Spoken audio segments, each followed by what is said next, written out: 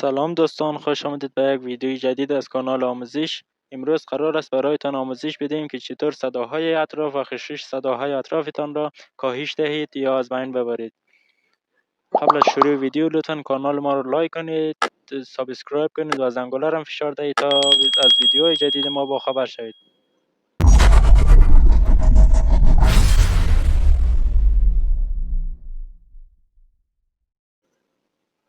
خب، در قدم نخست وارد سایت برنامه انشاد میشید.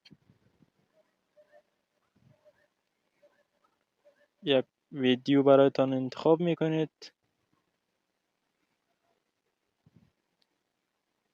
ویدیو رو که انتخاب کردید روی خود ویدیو کلیک میکنید و موزیک را انتخاب میکنید و دوباره روی ویدیو کلیک میکنید و همینطور که میبینید اینجا نوشته کاهش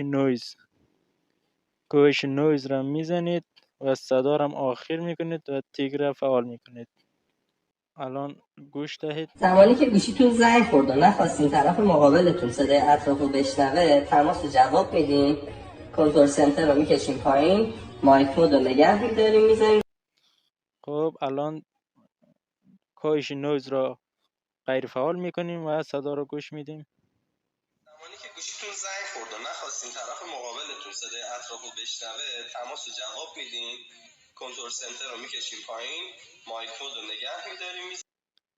بله، همونطور که دیدید کاهش نویز خیلی کاربردیه و صدای اطرافتان را خیلی کم میکند. و اینم بود از آموزش امروز ما. تا ویدیوهای بعدی، خدا یار و نگهدارتان.